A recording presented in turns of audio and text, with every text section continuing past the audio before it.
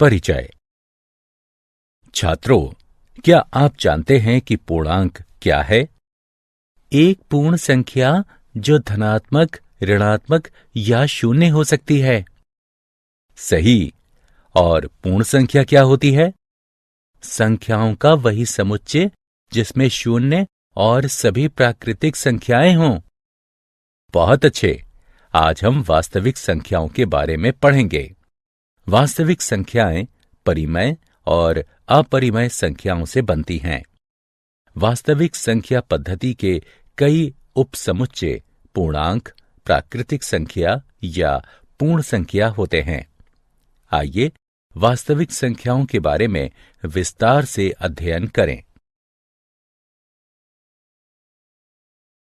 उद्देश्य। इस पाठ के अंत में आप निम्न करने में सक्षम हो जाएंगे।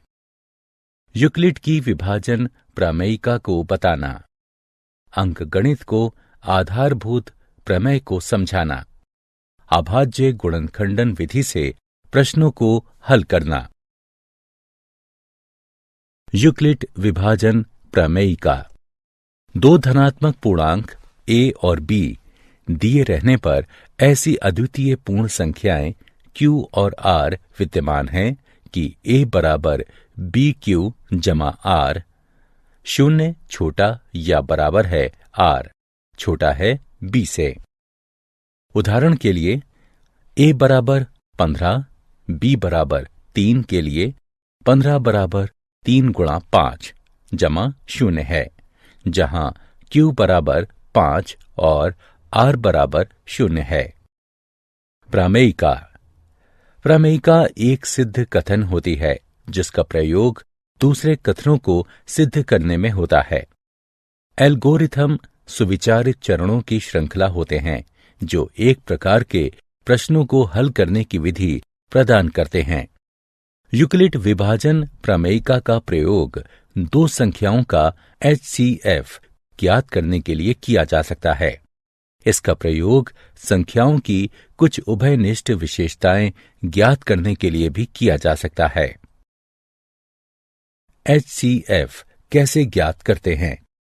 दो धनात्मक पूर्णांकों C और D, C बड़ा है D से, का HCF ज्ञात करने के लिए हमें निम्न चरणों से इसका अनुसरण करना होता है। चरण 1। C और D पर यूक्लिड विभाजन प्रमेयिका का प्रयोग करिए। इसलिए हम ऐसे Q और R ज्ञात करते हैं कि C बराबर DQ जमा R हो। चरण 2।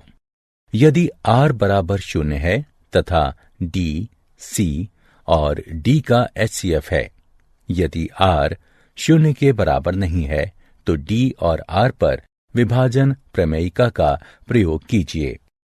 चरण 3।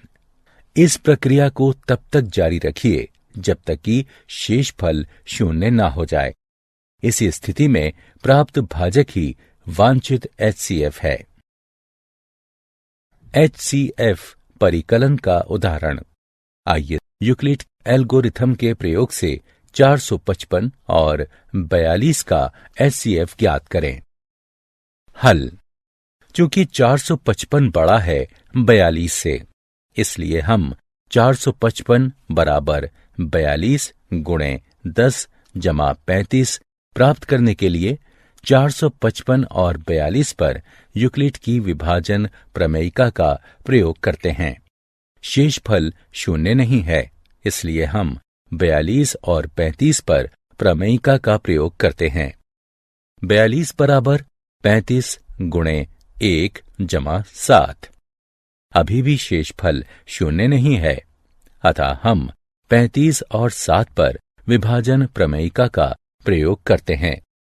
35 बराबर 7 गुणे 5 जमा 0। हम देख सकते हैं कि शेषफल शून्य हो गया है और हम आगे नहीं जा सकते। इसलिए 455 और 42 का HCF इस स्थिति में विभाजक यानी 7 होगा।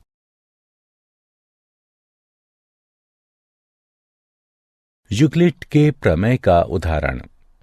आइए सिद्ध करें कि प्रत्येक धनात्मक समपूर्णांक 2q के रूप का होता है और प्रत्येक धनात्मक विषम पूर्णांक 2q जमा 1 के रूप का होता है, जहां q कोई पूर्णांक है। हल: मान लीजिए a कोई धनात्मक पूर्णांक है तथा b बराबर 2 है। तब यूक्लिड विभाजन एल्गोरिथम से ऐसे पूर्णांक q और r हैं इस तरह से कि a बराबर 2q जमा r, जहां 0 छोटा या बराबर है, r छोटा है 2 से। अब 0 छोटा या बराबर है, r छोटा है 2 से, अर्थात 0 छोटा या बराबर है, r 0 छोटा या बराबर है 1 से, अर्थात r बराबर 0 या r बराबर 1। चूंकि r एक पूर्णांक है, इसलिए a बराबर 2q या a बराबर 2q जमा 1। यदि a बराबर 2q है तो a एक धनात्मक पूर्णांक है। हम जानते हैं कि धनात्मक पूर्णांक या तो सम या विषम हो सकते हैं, इसलिए कोई भी धनात्मक विषम पूर्णांक 2q जमा 1 के रूप का होगा।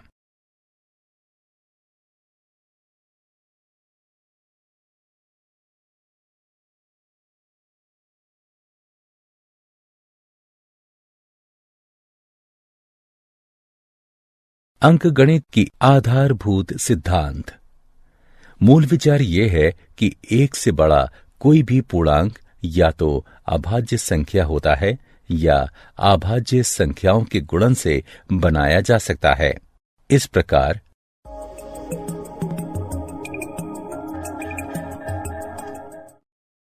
आइए परिभाषा से शुरू करें। एक से बड़ा कोई भी पूर्णांक या तो अभाज्य संख्या होता है या अभाज्य संख्याओं के अद्वितीय गुणनफल या क्रम को नजरअंदाज करते हुए उसके रूप में लिखा जा सकता है। इन संख्याओं को देखिए। 2 अभाज्य है, 3 अभाज्य है, 4 2 गुणा 2 है, 5 अभाज्य है, 6 2 गुणा 3 है, 7 अभाज्य है, 8 2 गुणा 2 गुणा 2 है, 9 3 गुणा 3 है, 10 2 गुणा 5 है, 11 अभाज्य है, इत्यादि।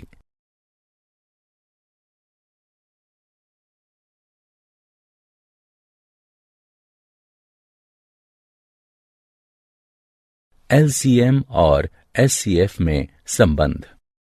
किन्हीं भी दो धनात्मक पूर्णांकों a और b के लिए एचसीएफ ए बी गुणा एलसीएम ए बी बराबर a गुणा b।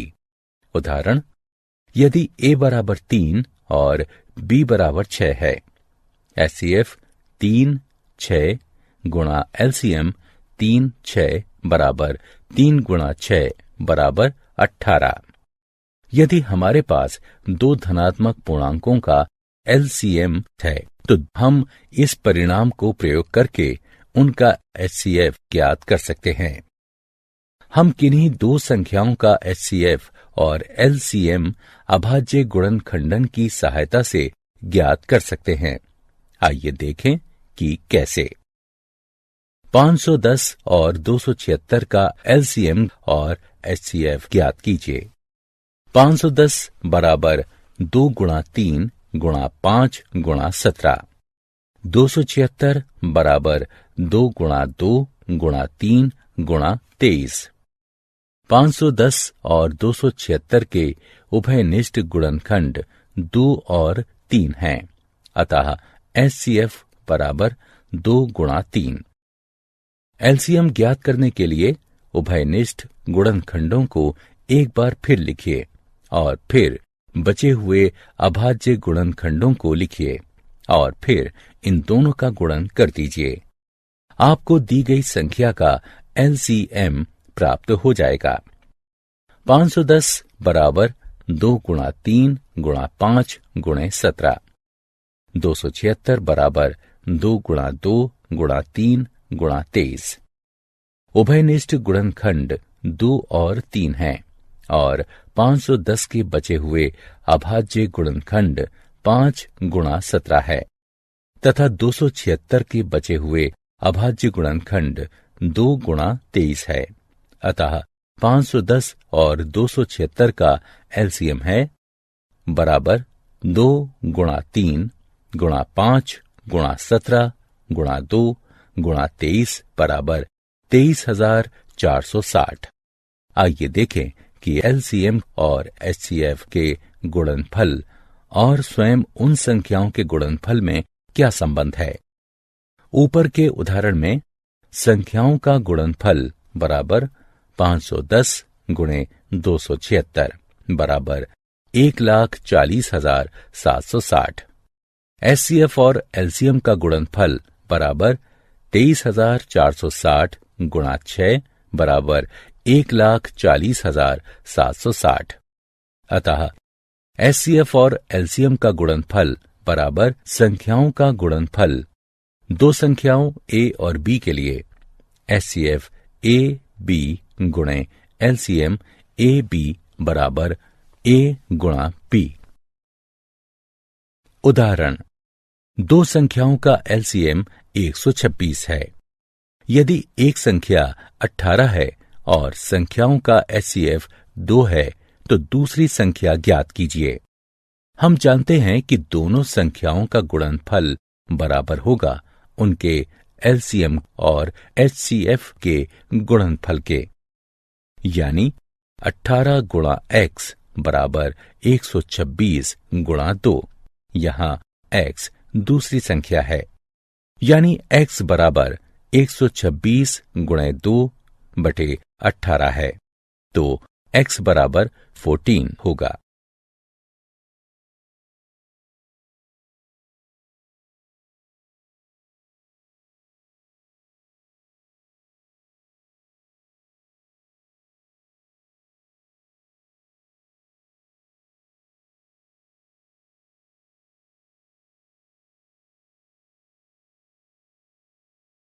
अंकगणित की आधारभूत प्रमेय का उदाहरण दिया है। 306 और 657 का एचसीएफ बराबर है 9 के, तो इनका एलसीएम ज्ञात कीजिए। हल, हम जानते हैं कि दो संख्याओं के एचसीएफ और एलसीएम का गुणनफल स्वयं उन संख्याओं के गुणनफल के बराबर होता है। इसलिए 306 और 657 का एचसीएफ गुणा 306 और 657 का एलसीएम बराबर होगा 306 गुणा 657 के, जो कि बराबर है 9 गुणा 306 और 657 के एलसीएम के। अर्थात इसे हल करने पर हमें एलसीएम प्राप्त होगा 22,338।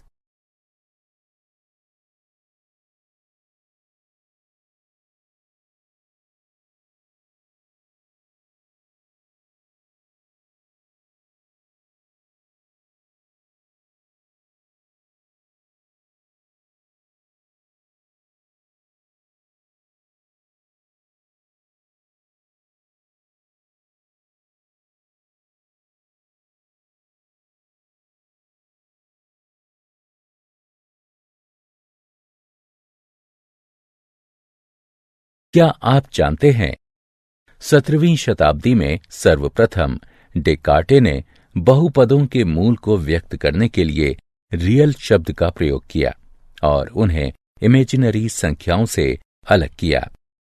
कार्ल फ्रेडरिक गॉस को प्रायः गणितज्ञों का राजकुमार कहा जाता है तथा उनका नाम आर्किमिडीज और न्यूटन के साथ सर्वकालिक महानतम गणितज्ञों में लिया जाता है। उनका गणित और विज्ञान दोनों में मौलिक योगदान है। सारांश, आइए हमने जो कुछ सीखा है उसे संक्षेप में दोहराएं। यूक्लिड विभाजन प्रमेय का दो धनात्मक पूर्णांक a और b दिए रहने पर ऐसी अद्वितीय पूर्ण संख्याएं q और r विद्यमान है कि A बराबर BQ जमा R, जहां शून्य छोटा या बराबर है R से और B R से बड़ा है। यूक्लिड विभाजन एल्गोरिथम। ये यूक्लिड विभाजन प्रमेयिका पर आधारित है। इसके अनुसार किन्हीं दो धनात्मक पूर्णांकों A और B, जहां B बड़ा है A से, इसका HCF निम्न प्रकार ज्ञात किया जा सकता है। चरण 1, विभाजन प्रमेयिका का प्रयोग करके Q और R ज्ञात कीजिए, जहां A बराबर BQ जमा R, शून्य छोटा या बराबर है R छोटा है B से। चरण 2, यदि R बराबर शून्य है तो HCF B है। यदि R बराबर नहीं है शून्य के तो B और R पर यूक्लिड प्रमेयिका का प्रयोग कीजिए। चरण 3, इस प्रक्रिया को तब तक दोहराते रहिए जब तक कि शेषफल शून्य ना हो जाए। इस स्थिति में भाजक ही HCF AB होगा। साथ ही HCF AB बराबर HCF BR। अंकगणित की आधारभूत प्रमेय प्रत्येक भाज्य संख्या को अभाज्य संख्याओं के एक गुणनफल के रूप में व्यक्त किया जा सकता है तथा यह गुणनखंडन अभाज्य गुणनखंडों के आने वाले क्रम के बिना अद्वितीय होता है।